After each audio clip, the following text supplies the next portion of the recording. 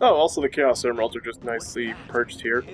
Very similar to the altar of the original one, Adventure 1, when you go back to the past. They probably designed the core like the shrine to harness the power of the Chaos Emeralds.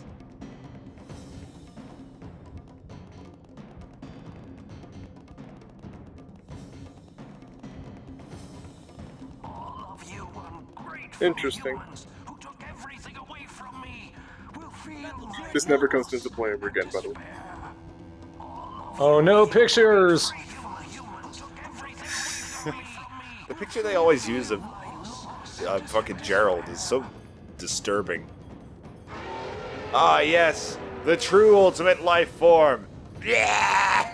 Big lizard on life support. Ultimate life form that was supposed to be encapsulated. Big toothless salamander bitch. They look at the writer when he wrote that and he's just folding his arms and nodding like, yep.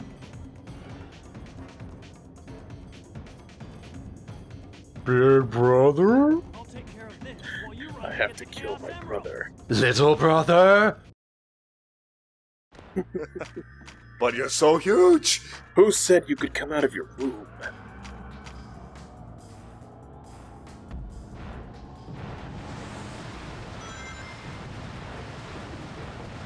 Looks like I'm gonna have to punish you, nerd.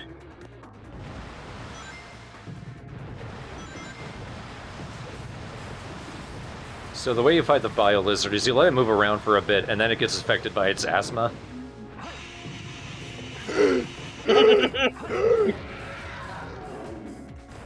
And so the way to beat this boss is you have to have Shadow bully him.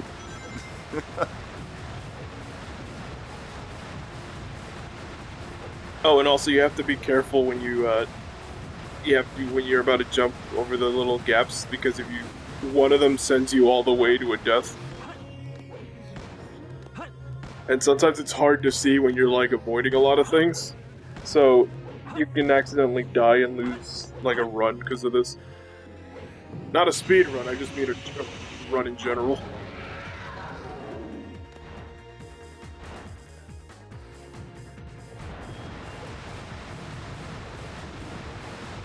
Shadow looks at his brother and he's like, "Loser says what?" I'll set that as what? Haha, loser. I'll accept that as what? Ah, got him.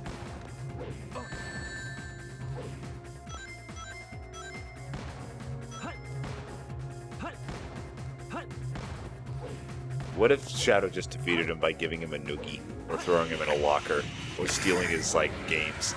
Gives him a wedgie somehow. Puts a diaper on him. Sup, twerp. This boss is stupid. Dad always liked me best. Does the stop hitting yourself thing? That would be impressive, Galaxy Force. Grab that giant fucking foot arm. That's actually how you defeat him, actually. Yeah, I hit you with a double, actually. What are you gonna do about it? I think somebody wants an Indian burn. New attack. It makes babies. So time to kill its babies. And not myself. You're growing up too fast.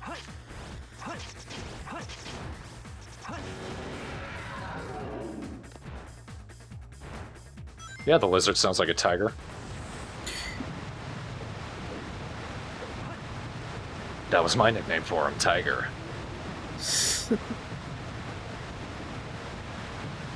I wanted to call myself Tiger the Hedgehog, but Dad said it'd be too confusing. And so I jumped into a box and froze myself for 50 years. The true backstory. In the end, I got the last laugh. I legally changed my middle name to Tiger. My real name is Shadow Tiger Hedgehog. I leapt out of the scene like a shadow tiger. I was thinking more like Shadow the Tiger Hedgehog. This part sucks. There we go. Not if you're me. Not if you have skill. Is Shadow doing the worm? What's going on over there? Let's get funky. I just wanted to teabag my little brother real quick. This does look like the Master Emerald and Chaos Emerald altar from Sonic Adventure, so maybe I imagine the Echidnas weren't directly involved, but Gerald was probably basing using the Chaos Emeralds off of them. Yeah. Stop the Chaos Emeralds.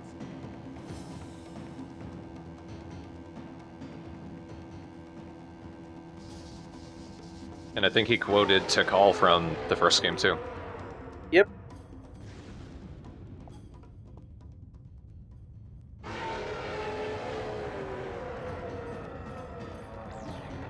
That was a teleport. Chaos control is. What? He's being a sore loser. What a weird line. I've been using Chaos Control this whole time. Is that it? Still on a craft to I love this because Knuckles is false.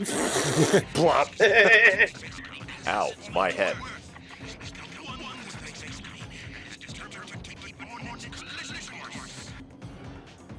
He's so determined to crash the colony that he shoved it up his ass. I mean, that's dedication.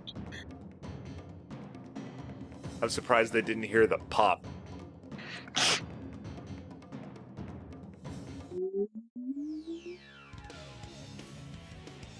Didn't you use that as your icon for a hot minute? Yeah, on Skype years ago. The Knuckles face? Yeah, I don't know. because I distinctly remember that head. Alright, boys, maybe you don't have to do this motion when you go super. We're recharging our Wii mode. Haven't you ever played No More Heroes? Yeah! I'm shiny. I'm shinier and still red. And my lip is like really curved for some reason. I'm pouty. Main theme, final boss fight. Final Lizard. Fight and learn. Alright, and now you have to, for this boss fight, you have to pop its pimples. It's literally just a teenager. You have to destroy its electropustules. Keep it busy for a while. Sonic, leave it to me. I'll destroy it. He gets lasers. They get way harder to dodge as the fight goes on. You can also forcibly switch hedgehogs if you fly Now beneath. it's up to you, Sonic. The taint. Yeah. You need rest. Let me give it a You're try. able to switch between, but if you do that, you have to be careful because sometimes, like, the other hedgehog is literally catching rings when you're switching to the other one. So sometimes they actually have a lower ring count than you. Kind of like in Sonic 06. Sorry. Kinda. That final fight was probably a big attempt to recapture this. Yeah. So this is somehow, with a far less threatening final boss, this is somehow still way cooler. Well, it's probably because the theme song is actually pretty dope. Ironically enough, despite the song being called Live and Learn, Sonic Team would constantly never actually live and or learn from anything they did. They live, despite their best efforts. Yeah, Shadow, I should do the thing I've been hitting, including you. I'm gonna kick the shit out of you. That was way easier than when I fought him as a kid. Yeah, I think you also had really good luck. Sometimes that fight can be a pain in the ass. Yeah, because you, like, managed to avoid all the lasers. It just didn't spawn anywhere near it. Aw, best buds. We did it. Mostly me, though. You're right. I'm glad I'm being appreciated. No way that's getting through. Whoa, this cutscene's in widescreen. Oh, it's because it's in game. Maria.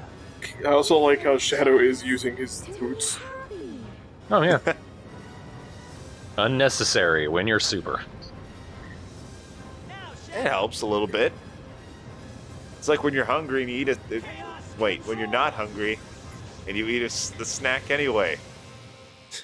I really thought you were gonna say when you're not hungry and you have a Snickers and you just kind of fly into space.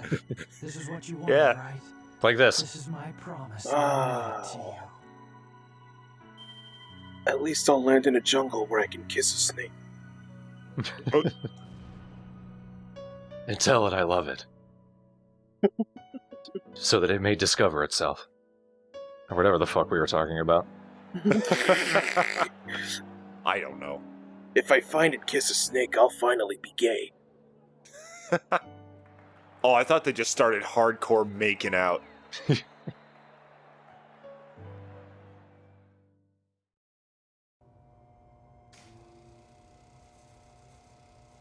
This is how angry I look when the door opens. Get used to it. Oh, everyone froze. Do you really think that the professor We're playing cops and created robbers, him, so. Shadow, to carry out the revenge on all those who Alas, lived here on poor Earth? Shadow. I don't have your skull. Oh well, I'll move on to bigger and better things. Alas, poor Shadow. I knew him, Eggman. I guess you're right. The implication is that, according to what they actually decided, was Shadow did in fact run out of rings, and so Sonic tried to grab him, and he just grabs his little bracelet instead, and so it just slipped. And that's why Sonic survived, because now he had a ring. No, but what I do know is Thanks, Sonic. You killed Shadow. together. That would be amazing! Chow mein. Oh, dude. Like you see him hurtling towards the earth, and then you just hear for on Sonic's side. Doo-doo-ding! Nah, I think I'm gonna give up this one effort. Too much Yeah, I like that. effort. Was my grandfather actually evil? We did it! I've got something better than Yeah! that I'm thinking I don't of. care about your feelings. I'm glad I'm alive. Way to be a fucking Debbie Downer. We saved the stupid planet that you hate. Created the ultimate life form. What's the matter, Sonic? What's the matter? I knew him even shorter than you did. Don't interrupt me when I'm doing my Sonic Slam poetry.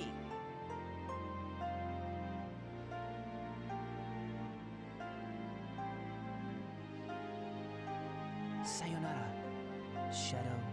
He actually pronounced it Japanese. Sayonara.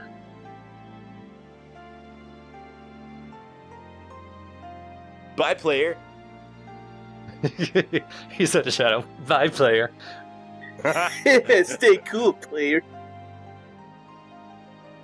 I like that as the rest of the credits go, the arc just slowly passes Earth, so it looks like it's crashing anyway. Game not over. Have the secret final story. Scott Drew. Which one of these? There he is. Oh, Connor Bringus, actually. Oh yeah, I think I read it was Corey's younger brother, because I think by that point, Corey's voice had broke. Oh, it's the Bringus brothers. I mean, he sounded exactly the same, so I couldn't actually tell. Yeah. And he acted the same, too, so I guess he gave him his tips and pointers before he passed it on. Yeah. What if they didn't change voice actors, so, and then this game's Tails was like, wow, I wonder what happened to Sonic. Hey, Sonic. How did you know that the emerald was fake? Because you just told me. Wait, something's not right here. I did get asked on Curious Cat which I preferred, Open Your Heart, Live and Learn, or His World. I don't know why they included His World, because I made it clear I don't like it. But between the two Sonic Adventure themes, I do prefer Open Your Heart because I feel like it's a more interesting song. It's got more going on. Live and Learn it's a little bland in comparison to just kind of a straightforward rock song, but it does have good vocals, good vocal melodies, and pretty good chorus. Live and Learn! Oh, yeah. It's a classique. Happy 10th anniversary, son. You got a rough 10 more years ahead of you. Oh, yeah. Some might say you have a rough 15 years coming up. I saw a post on Reddit, actually, comparing, like, the anniversary games for, like, all the anniversary games for all the Sonic games. And, like, 5th anniversary Sonic 3D Blast, bad. 10th anniversary Sonic Adventure 2, good. 15th anniversary Sonic 06, bad. 20th anniversary Sonic Generations, good. I'm the Earth now. 25th anniversary was Sonic Forces, which was bad, mostly. Well, that means the 30th anniversary is going to be good. Well, that's good. That's bad. Well, That's good. And that's bad. Well, that took significantly less time than Sonic Adventure 1. Wow, this game is short. Yep. Well, it's because there's a lot more faffing about in Sonic Adventure 2, and also more characters. Yeah. Like, when you first play it and you're a kid, and you don't really understand how, like, certain levels work, looking at you, Rouge and Knuckles, like, it's gonna make the game seem longer than it is. But there's just a lot left over. Like, getting all the emblems, getting all the A ranks of the side missions. Yeah. So that way you can unlock the final, like, level, which is a secret bonus level. It's 3D Green Hill Zone, which is really cool. But to me, it's not worth getting all the A ranks for. No. Also, this is just a casual playthrough of the game, so that's why I'm not going after any of that. Right. So, what do you think compared to Adventure 1? I don't know. Because I do have more of the childhood connection to this game, because it came out on GameCube before Adventure got ported. Yeah. Honestly, I thought I would have much more to say about Adventure 2, but for most of the time, it was just kind of like watching the level, being like, yeah, I remember this. I feel like it's one of those games that so many people have played, and was such a part of so many childhoods, at least for our general age group, that for a lot of us, the game just kind of speaks for itself. Yeah, I guess you're right. Looking at it, as somebody who's very seldom played either game, it feels like the annoying parts of Sonic Adventure 2 are more annoying than that of Sonic Adventure 1. But the good parts are better. Like, Big the Cat excluded. Like, that's the worst part of either of these games. I'd agree with that. Yeah, so if we ignore Big the Cat, because honestly, it's so bizarre that I don't even count it as a part of the game. Like, the bad parts in Adventure 2 seem worse than Adventure 1, but the good parts in Adventure 2 seem better than Adventure 1. So it's really hard for me to, as an outsider, to, like, form an opinion on which one seems more fun. I'm just going to have to play it, and now that I have a Dreamcast, I need to hunt both these games down and play them.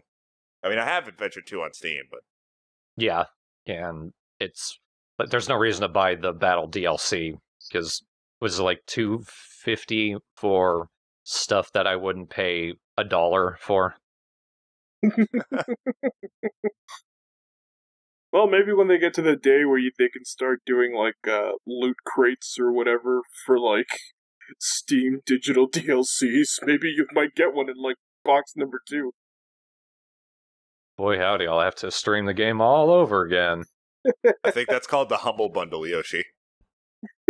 Not like that, because at least you'll actually get games you want to play. I'm referring more to, like, loot crates where you just get random shit that's, like, worth less than $10, but you have to spend $20 to, like, get it to the damn membership.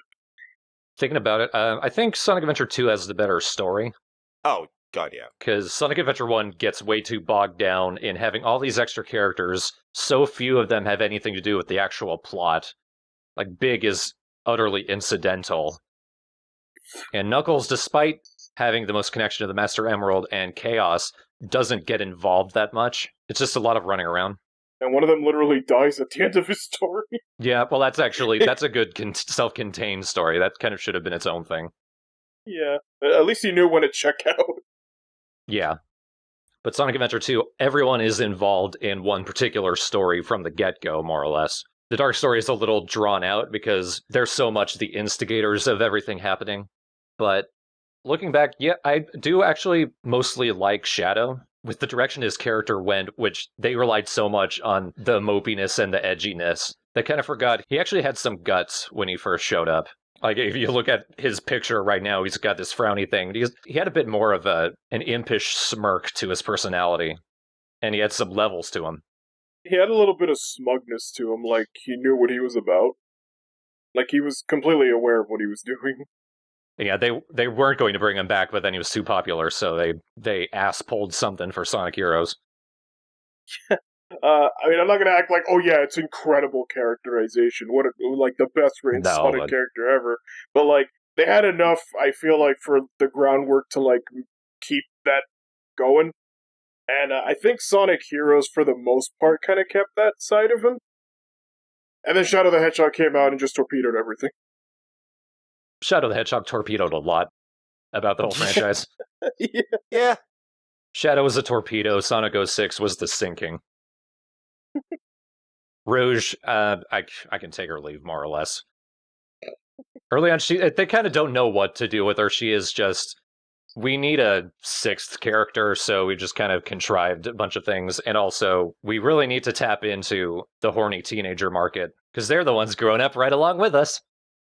That, and of course, that's what we were missing in this Sonic the Hedgehog franchise.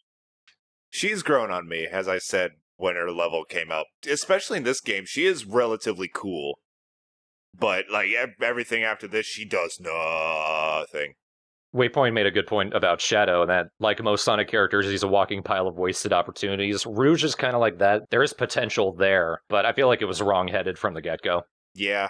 In this game, she has, like, a level of spunk to her. Every other time, she's like this fucking cardboard box with a stupid, sultry voice. There is some kind of fussiness to her, which I don't like. There's something sort of predictable or cliched about that. I guess. They at least toned it down later. But yeah, then she also didn't have much left and she was kind of cardboard. Eggman, weirdly, this is probably the most diabolical he has ever been. It's too bad you can't hear him ever, but he's killing people left and right. Destroying half the moon.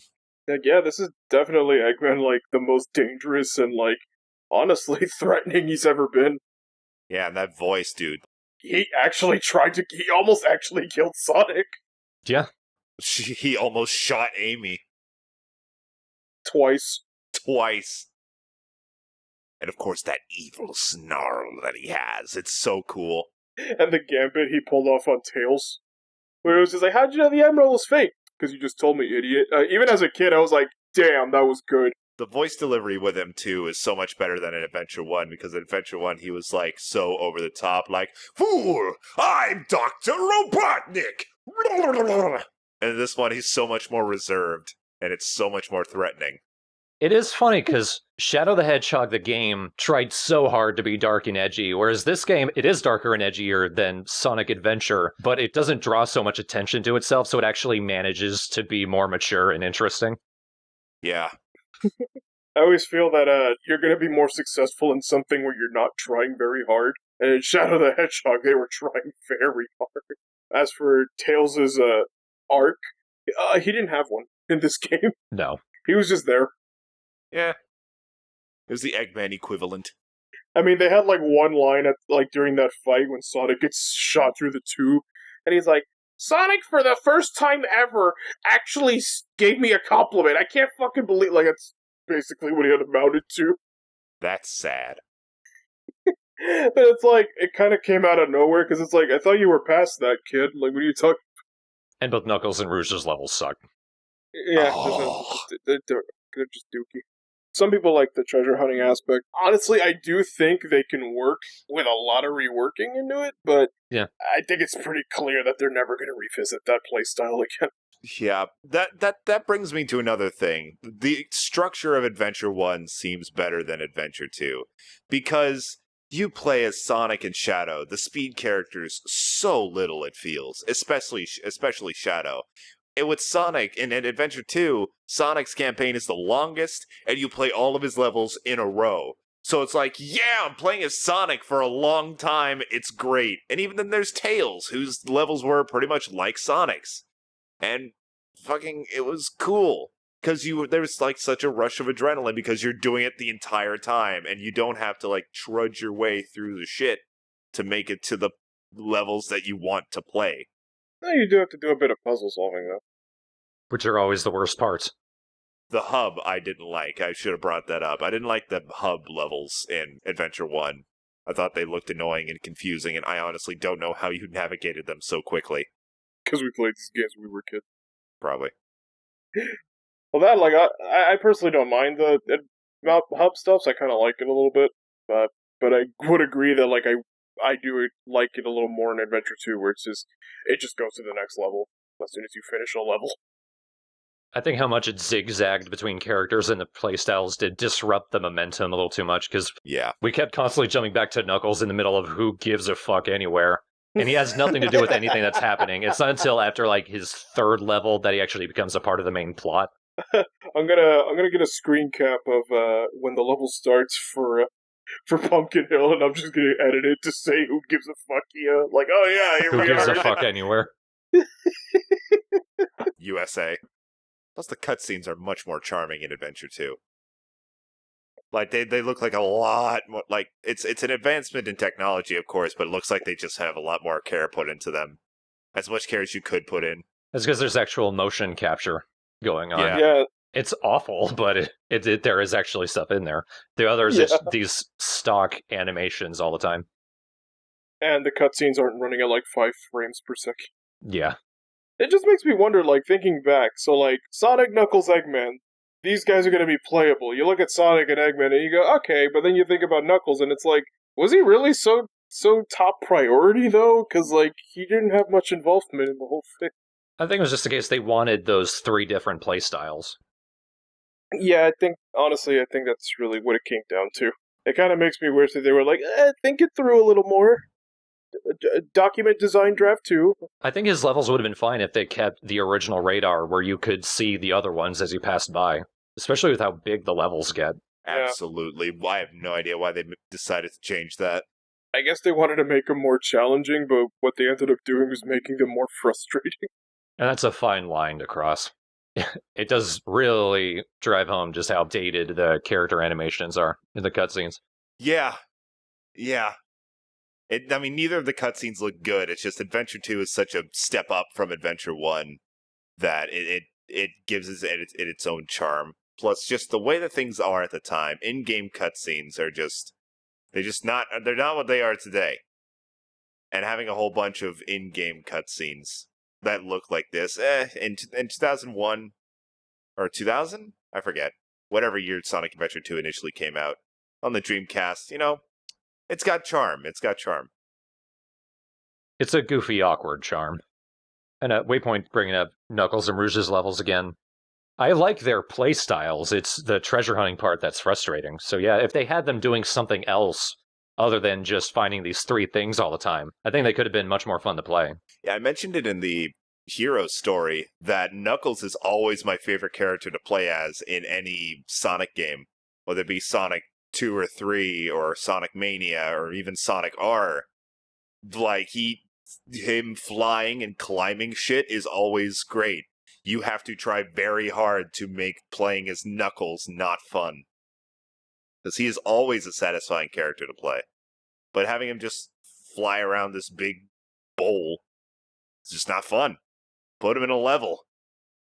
More missed opportunities with the characters, I guess. It's sad that it was Sonic 06 that put them in actual levels, and they controlled horribly in that. Oh my god, yeah, and you couldn't get them off the fucking walls. They made them so heavy. Yeah. As soon as you let go of the button, they plummet.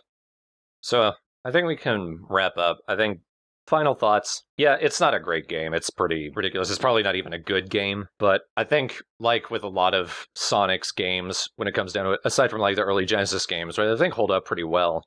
They're ultimately not great. They're ultimately not horrible. They're just somewhere nebulously in the middle when it comes down to it. Playable, but ultimately mediocre. I think the best way to say it is that it is a Sonic game. If you're looking for a Sonic game, you'll get one here. We were talking earlier about the fact that it's amazing how Sonic is still a thing, with how bad his games got after this. But it's just the thing that Sonic almost seems to be his own genre of platformer. Like, you go into it, you don't want to play Mario Odyssey. You don't want to play, like, Banjo-Kazooie. You want to play Sonic the Hedgehog. That's why you play these games. And he has, even if it's not great, it's still its own experience. There is no other game that does Sonic like Sonic. People have tried, but none have really stuck.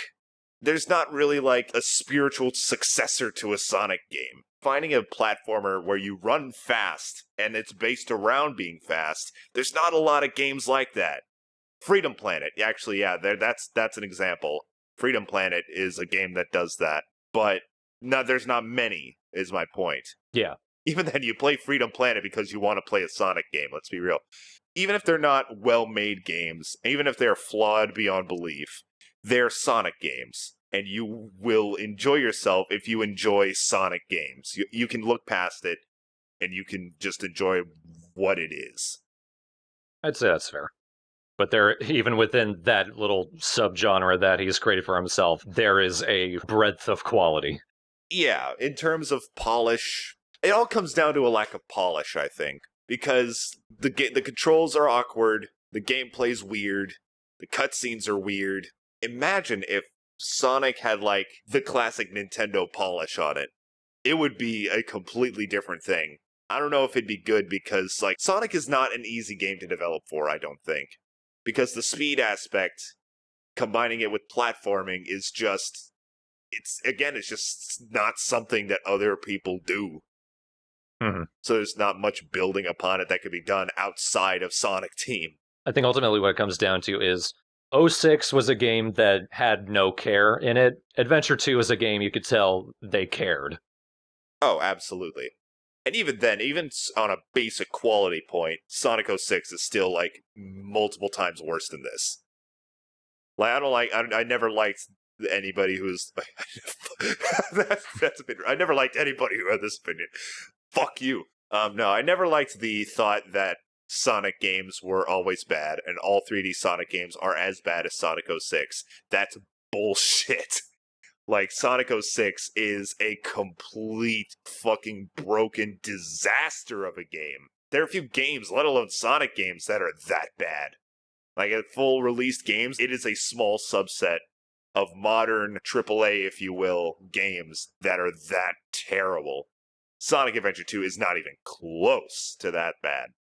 Sonic 06, I don't think, was an exception to the quality of Sonic games. It's just, that was the final straw. That was the point where the adventure games were janky and awkward. Yeah, the polish, there's a lack of polish. 06 is what happens when there's also a lack of care and time. That was a stumble that I don't think Sonic ever recovered from. No, not at all. And things have somewhat improved, but they still can't quite get it right. Even Sonic Generations, as good as it is still a little awkward to play. And it still has a lot of improving upon that needs to be done. Even then, like, they haven't really recaptured that, no, it's not that they haven't recaptured it, they haven't evolved past it. They just keep remaking Sonic Generations.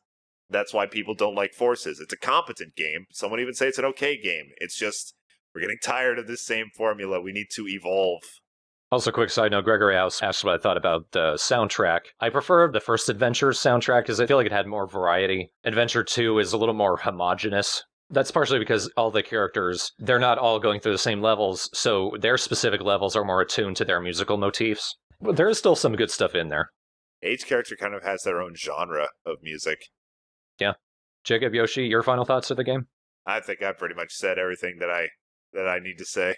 It's a classic in its own right. It's not like the popular stigma nowadays where people take a game that they previously said was super popular and they liked, and all of a sudden now it's unplayable garbage caca that has no value whatsoever. That's also incorrect.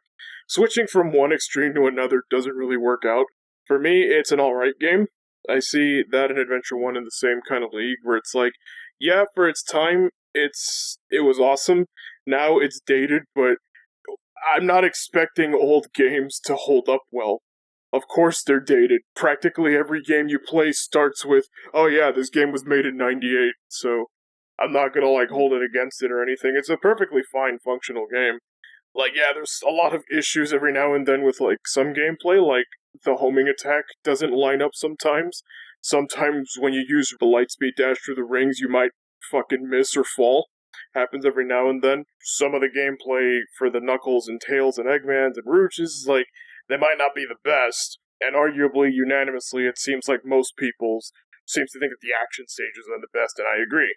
That being said, I won't say it holds up because again, I don't expect it to, but I still think it's a game worth playing every now and then, either for memory lane's sake or just to be like, heh, yeah, I remembered when I played this when I was a kid. Yeah, I was saying while you were gone that Sonic the Hedgehog is definitely its own genre of platformer. You don't play Sonic to play a masterpiece of game design. You play Sonic to play a Sonic game. And Sonic Adventure 2 definitely fulfills that. I guess you could see it in that way. I will say, I think it was the last stream, one of you guys mentioned, maybe it was also in the chat, what you were just saying about how games don't age that well sometimes. The last time you mentioned that, when you guys brought up Ocarina of Time as an example, I will put my foot down and say Ocarina of Time holds up better than any Sonic game. Oh yeah, God, I guess yeah. goes without saying. And Ocarina of Time doesn't hold up that great. It holds up better than these two. But again, like Jacob and I were talking about, that was a game with a lot of time and polish. Yeah, it's the Nintendo polish. No game company does polish like Nintendo does. When given time and when they actually do have the time to do it, unless you get Mario Sunshine where it's clearly a beta. Or Majora's Mask where it didn't have time and it still came out awesome. Yeah, I mean, shit, Majora's Mask, I would argue actually holds up a little better than Ocarina of Time. Yeah. Yeah, they have the same gameplay, but it's what they did with Majora's Mask that makes it incredible to me. The shorter development time on top of, wow, these aren't the kind of characters I would normally expect to see in a Zelda game. So even Mario 64, I think, holds up better than the two adventures. Oh, absolutely. Yeah, I'd say so. Sonic had a rough jump to 3D, but I think his jump was still fine. A lot of people really act like, oh yeah, when the series became 3D, Sonic died. It was the end, the nail in the coffin. No. He clearly had a future. And yeah, sure, right now it's still a little shaky, but it's much better than he was back then. It's not like, say, when Bubsy made the 3D, Bubsy actually died when he made the jump to 3D. But was he ever alive? Kinda. Apparently people like the first two games. Who? I want to meet him. Emphasis on apparently. I mean, they're not the worst platformers ever, they're just average. 3 is just a mistake. Bubsy's a punchline. He's not even on the level of Sonic. No. Yeah, he's getting a new game coming out, but it's basically just for the memes and the laughs. Nobody actually thinks Bubsy is an actual, he's a game icon. We have to protect him. Yeah, I ranted about that enough in the last stream, about how I wish people would stop rewarding mediocrity for a joke. But Jacob, they're mediocre. Well, if you don't reward mediocrity, they won't have a career. I mean, if that's what you relate to, then by Jesus, go ahead. Buy Bubsy the Woolly Strike Back. The game's existence infuriates me. And whatever the new one's called, Bubsy gets an anal infection or whatever, I don't know what it's called. Bubsy, who cares? Buy it for the lulz. And then be surprised when, oops, this game is horrible. But then the new established Bubsy fan base is gonna say, it's not supposed to be good. Ugh. And then you lose, Jacob. If it's not supposed to be good, then buy fucking... Yeah, I guess I do lose. Sorry, when I look at a game and I buy it, and I want to buy it, I expect it to be good. And if it's not good, guess what? I'm a little disappointed. I'm turning into Sonic. I feel bad for Bubsy because he made me feel bad. And I project my badness onto him. And now I feel bad for him. But now I don't feel bad about me anymore. I keep showing up to Smash Brothers. I have no reason to feel bad. I like Galaxy Force's idea. Bubsy forgets to take out the trash again. The game ends after level 2 because that's when Bubsy breaks his neck on his Sinks You bend. And then the Bubsy fan base goes, he's not supposed to live. You don't get it. That'd be a great ending to a Bubsy game. Just hangs himself. You press start, first action. What? The credits roll immediately. Like, that would be an amazing prank. Like, they do a whole Kickstarter and everything for a new Bubsy game, and that's what they get. No, I think that would be extortion. That's not the right word. well, if you label it the Kickstarter, by the way, not actual product, you will not get a real game. I mean, you could be like that guy who started Kickstarter to make a fucking potato salad. Did he get that potato salad, though? He got like $100,000. But did it meet the goal? Yes.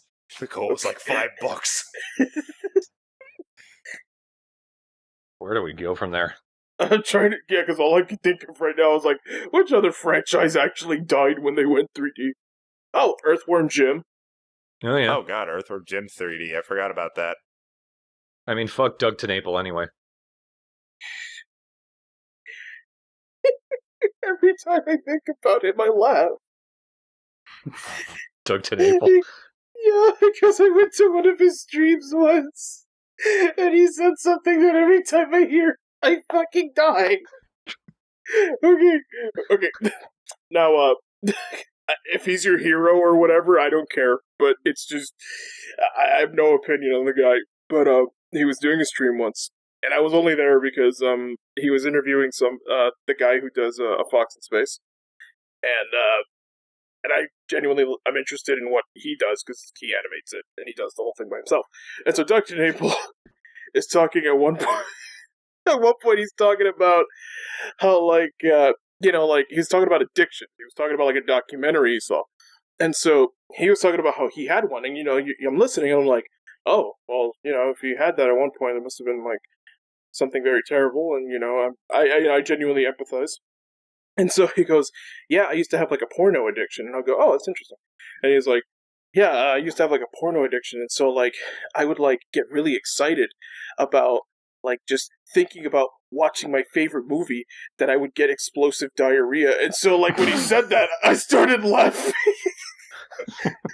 Because it's like the thought of, like, Doug TeNaples, like some 40-year-old guy standing in his fucking house, just being like, and then he just, like, comes. It's fucking...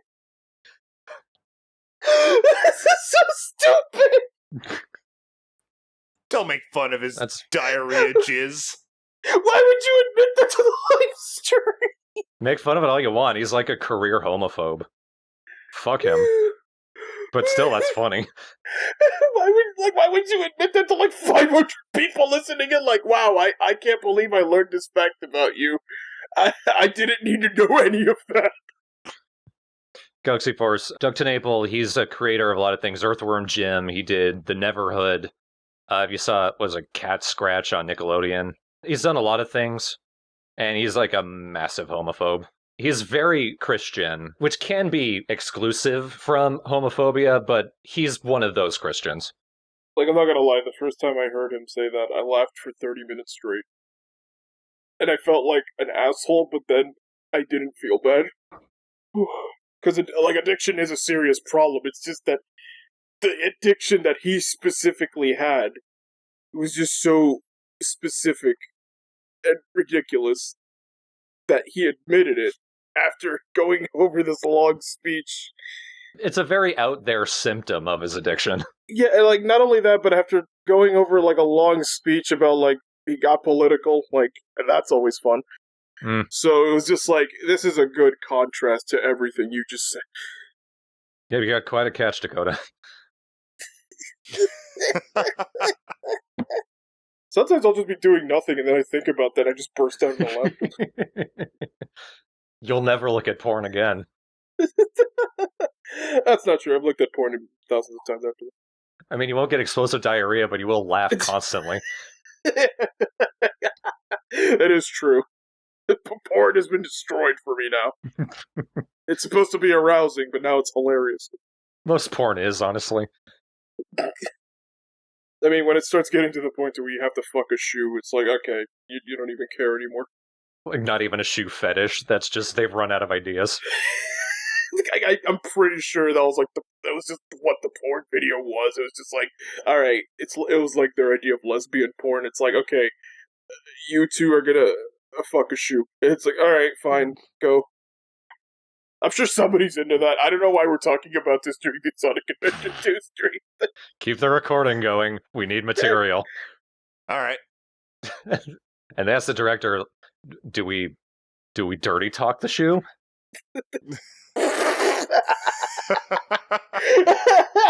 How do we turn the shoe on? Okay, well, don't call it Reebok, because that's a rip-off brand. We should activate the shoe. Start exploding. Is it a soap shoe? Oh shit, I think I have an idea for the next porn video. Alright, so we get soap shoes and we get these hot girls that can grind, right? But not, like, pole Not grinding. that grinding. We lay it vertically. Wash someone's mouth out with soaps. Oh, rubber. Actually, let me look that up. Can you still buy soap shoes, actually? Okay, founded... Let's see, the soap company was founded in Torrance, California back in 1997. Oh, they're a subsidiary of Heelys. Were they at the time? I wonder if they're still, in business, though. Sounds like CJ has a new mission. On September 25th, 2002, the agreement to purchase soap and all of its assets from the recently bankrupted company In Stride was signed by Healy CEO Mike Staffaroni. Plans for a large line of new models were immediately set and then released in 2003. That's like the most recent thing I can find about Healy's or soap shoes. Okay. Star Exploder, Staffaroni and cheese. I stuttered, by the way. His last name is actually Staffaroni. I was like, Staffaroni and cheese. God, okay, so a revival of sorts was noted in early 2006. As more people were attracted to soaping, and HSL responded by re-releasing their Express model in limited quantity. So they had a popular version of soap shoes at one point. That was until the recession had hit, which had affected HSL most of all. Healy's stock was once $38 per share, and on August 8th, 2007, Healy's lost half of its stock value in a single day from $21.99 to $11.42. Jesus. Let's see, Soap Shoes at the time managed to have a very successful demo at Extreme Wheels Skate Park, despite HSL's financial problems. A year later, the Soap Shoes Express was discontinued, with representatives from Healy's claiming to just throw out anything that was left over. They were just throwing shit away. The Soap Shoes website is completely blank as of January 2019. Soap shoes are dead. They got washed, you might say. Wash. I guess you could say they went bankrupt. You could in fact say that. Sexual assault isn't funny, Galaxy Force. Fucking a shoe, though. Explosive diarrhea. And suicide. All hilarious. Now you know my limits. Although, to be fair though, we do make a lot of dark jokes. But, there are some things that you just don't cross the line with. My sense of humor is dark, not invasive. Unless it's like a sword.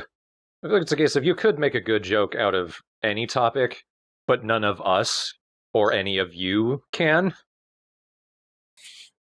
But yeah, fall in a spike pit. That's great. I could totally laugh at a joke where, a bunch of orphans in a bus are all gonna get adopted, but then the bus, flies off the cliff and lands in a dynamite fair. That's funny to me, because, haha, that's cartoony. That would never happen. A bus full of orphans got adopted by Eggman. Eggman would be a fine dad. Come, naughty children, it's science time! Just because he wants to destroy the world doesn't mean he wants to destroy children. Wait, Let me teach you chemistry. wait, I think I need a lesson on... Also, Eggman doesn't want to destroy the world. He wants to dominate the world. I like Waypoint's idea. They got adopted by the bus. That's a post-apocalypse setting. Dad, can I go out and play? I hate you. That is kind of Magic School Bus, yeah. If they ever make New Vegas 2, then that could definitely be one of the locations you find. The orphan bus. There's something like that in one of the DLCs. It's kind of the opposite of that. You can find a crashed bus for Boy Scouts. So very much not that. Because they're all still in it and dead. Just wanted to clarify. It is sad, and you steal their compass. I mean, like, they had driven off the road, and they were in a ravine, but they're that whole area, the whole point of New Vegas is that it never got bombed, so I blame the driver. Okay, I spaced out for a second, so I thought we were talking about the Magic School Bus, and I was going to say, I don't remember any of these episodes. Yeah, the New Vegas crossover in Magic School Bus. I mean, I wouldn't put it past New Vegas. Like, it's my favorite Fallout game. It's goofy as all hell, but it's also, it has the best story to me. New Vegas is a really good time. Just make sure you download a mod to use more of your RAM than what the game normally uses, because otherwise you will get crashes constantly. Yeah, like, you get New Vegas, get a couple mods, bam, one of the best RPGs there's. Performance mods at minimum, like get the community patch. And get anti-crashes as soon as you can. Yeah. If you get all those, I think ultimately it runs better than even Fallout 3 with the community patches and what have you. Because I still got plenty of crashes with 3. And I haven't played 3 since that first playthrough, but New Vegas, I've done like 7 million playthroughs though. There is a stark contrast between this has nothing to do with Sonic, but I don't care. We've been off the rails for so long. Yeah, I mean, once we got to Duck to Naples, that was game set, man. Yeah. Fallout 3, I realized why that game starts feeling so monotonous so quickly is because it is a lot of the exact same interiors, the same office building, and the same subway. Whereas with New Vegas, more often than not, you're still outside and exploring Vegas. You're not indoors in identical interiors. So it keeps feeling fresh. I will say, though, that I did like parts of... Like, I didn't hate Fallout 3. Like, I thought it was fine. Yeah, I liked it. But I was more engaged with New Vegas. But the one level that I'll always remember in 3 was when you... I forget what it's called, but it's where you get in the little pod and you basically end up in 1950s. Oh, yeah. An alternate 1950s to your already alternate 1950s. With the one girl that if you do anything, you just die. And explode. She could just make you die if you try to kill her. Or like she orders you to like kill everybody else in the neighborhood. Like that really stood out to me.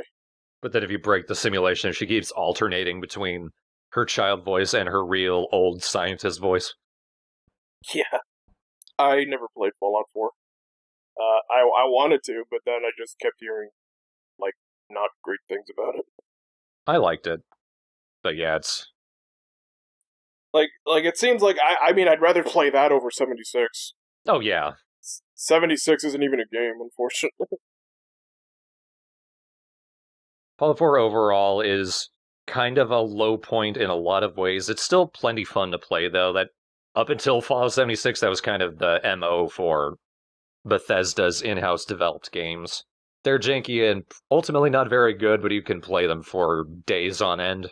I will say Fallout 4, the glowing sea, which is one of the few times you go to an area that got a direct hit from one of the nukes.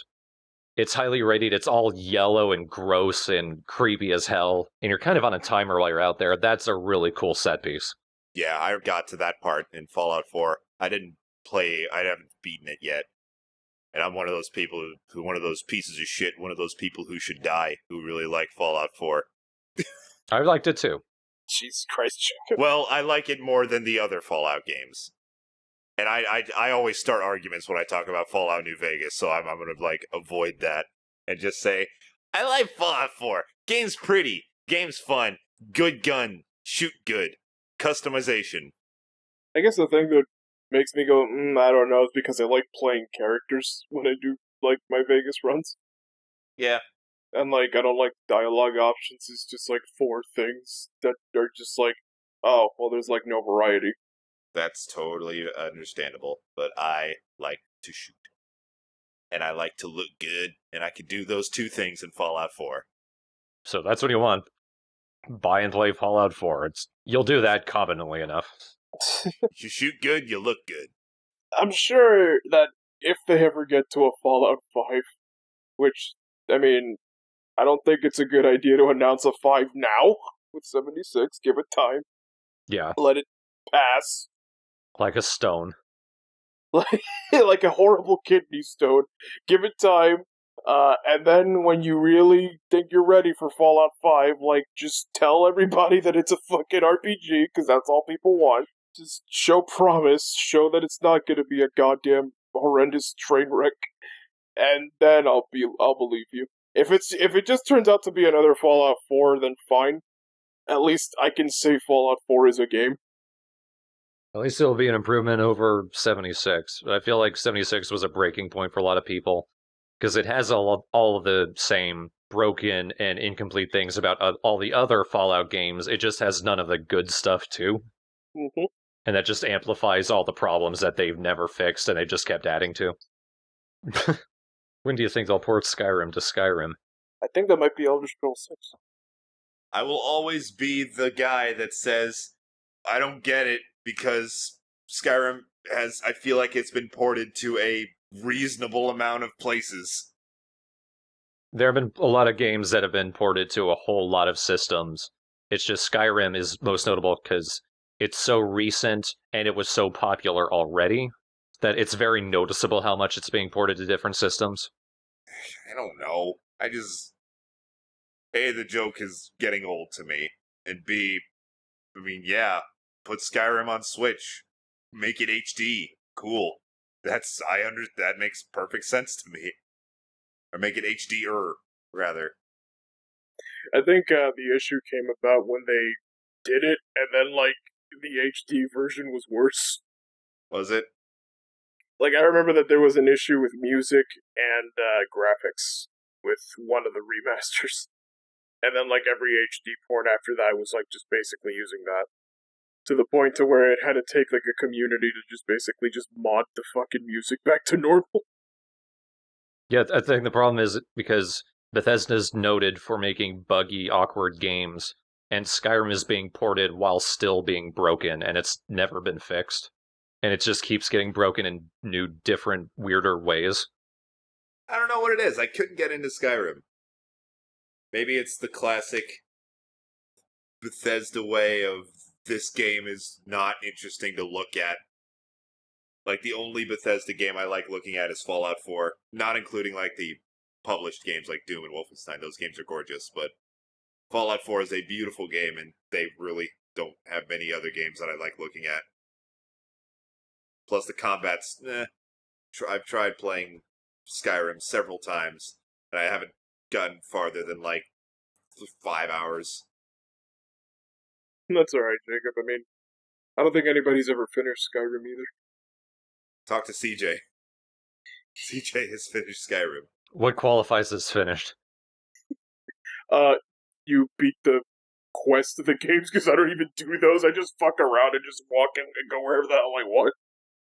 I'll do you one better. I beat the Dragonborn DLC, too. Ooh. Which is a better story. Like, I just remember wandering around in, like, this one area with, like, these little medieval robot type dealies and, like, killing everything I saw. Like, cool, I'm level 22, and now I got, like, this dragon power thing. Now my horse is on a cliff. I'm like, that was fun. And then, like, I look at the main quest, and it's like, you gotta go to the Stormcloak guy or whatever. And I'm like, cool, etc. And then I just didn't do. I think I heard CJ yell from the other room, I did! Did you? I didn't hear that. That's what it sounded like. I think that was on Yoshi's side. It sounded like CJ saying, I did. Well, my mom apparently played Skyrim, and that's news to me. I mean, if CJ had something to say, they'd come out here. I don't think they're in chat right now. I don't think so. God, I wish the Fox engine belonged to someone other than Konami. We wish a lot of things belong to someone other than Konami. Yeah. What do you think it'll take for Konami to wake up? Nothing. They'll probably go out of business first. Well, not go out of business, but just... I don't know. Because they're making money from, like, the pachinks. I feel like that's just gonna keep them afloat forever. It's kind of like all of the companies have like a secondary thing that's keeping them afloat. Like, if you ever wonder like why Sega never dies for shit, it's because their arcade games do really good. Like, they have a slew of arcades that are just constantly playing their games. And Sonic games still sell. Except Yeah. for Sonic Boom.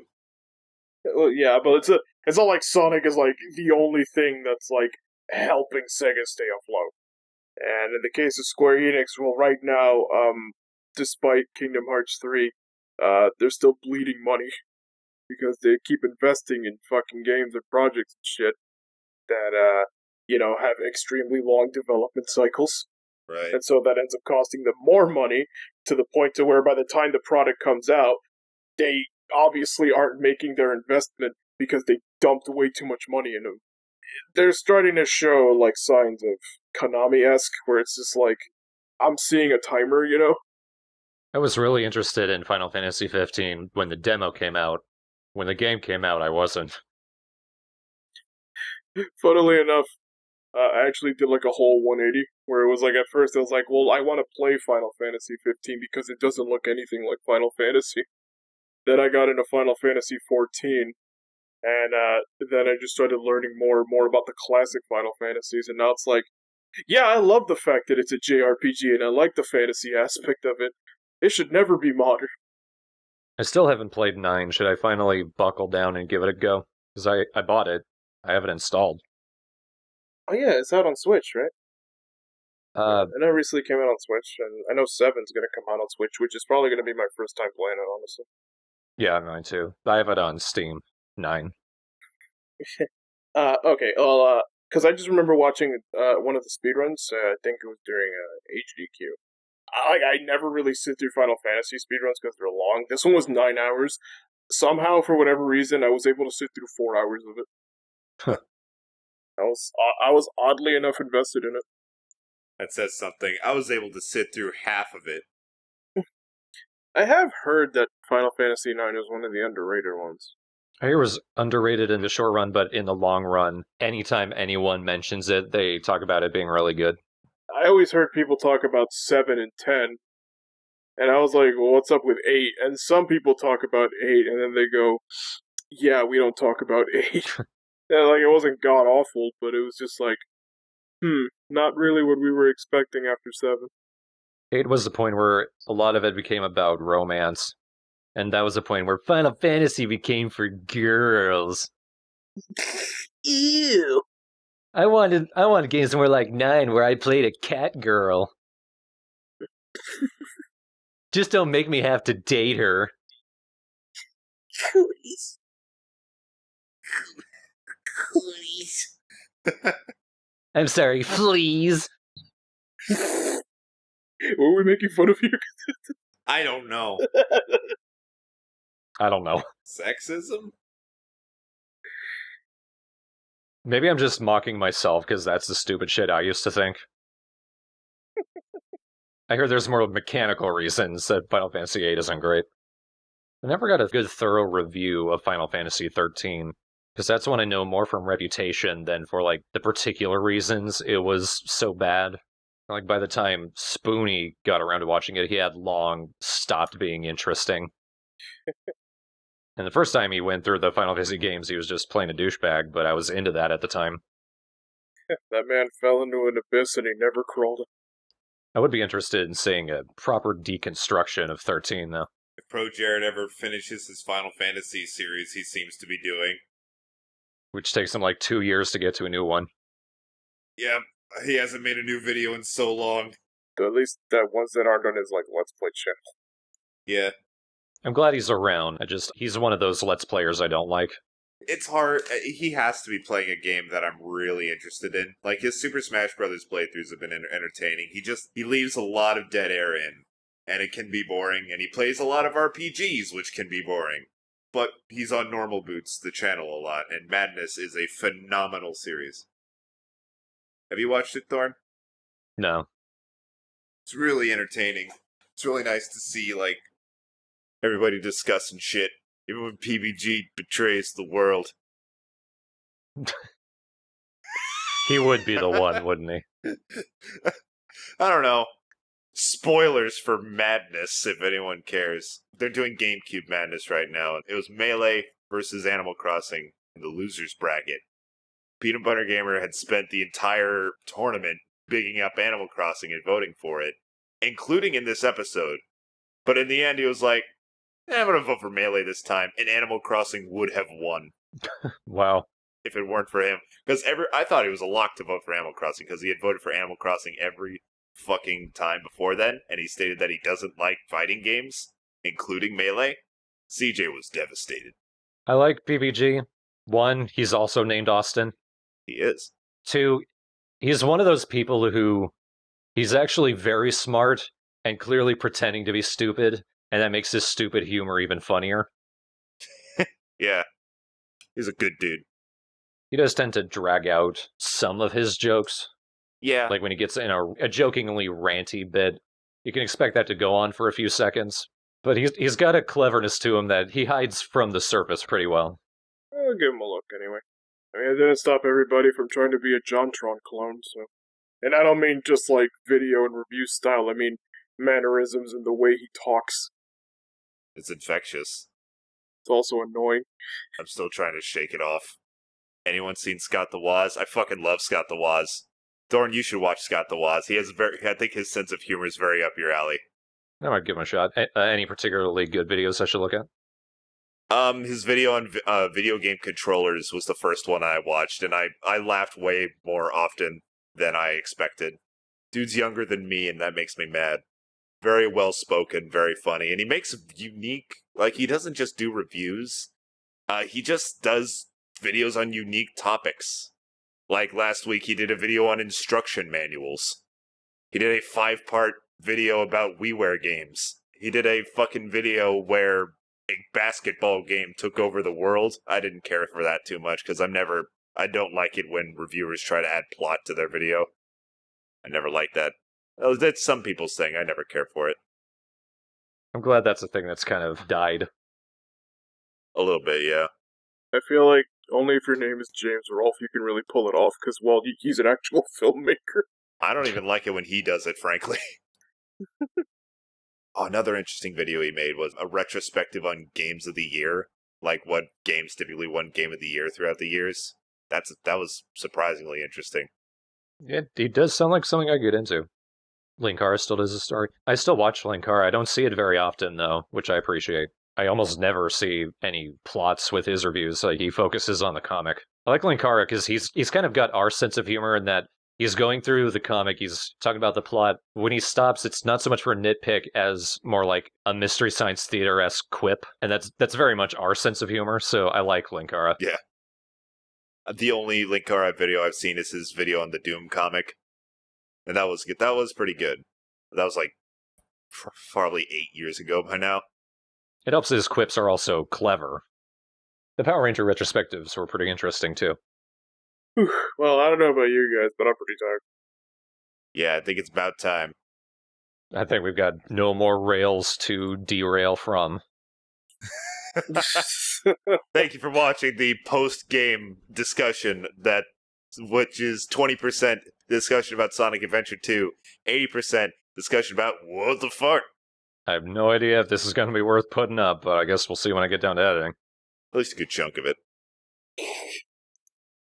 You go back and listen to it, and you're like, oh man, the soap shoes really was the peak. I really should not have brought up Doug to Naples.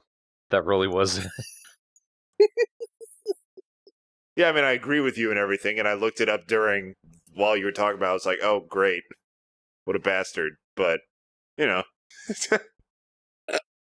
Thank you all for watching. Thank you all for sitting through this. Thank you to my patrons whose support was the reason that I did this stream. I apologize for it taking 2 months, but hopefully you guys enjoy it. Since we've got the whole game done, that's going to be plenty of videos. I am still talking with the guys. I asked my patrons what are some other games folks would like me to play in one of these streamed LPs supported by my patrons, and I've gotten suggestions for things like Link's crossbow training, the story mode for Hyrule Warriors. I got some suggestions for like strategy RPGs, which I'm not usually big on, but some of the suggestions were games that I've heard are really good, and things like Legend of Dragoon. There's a lot of interesting ideas. We're probably done with Sonic for a while. I will consider, say, Sonic Generations, but for now, like that's my childhood with Sonic pretty much done here. Disgaea was another suggestion, yeah, and I can actually get Disgaea 1 complete on PS4, I think.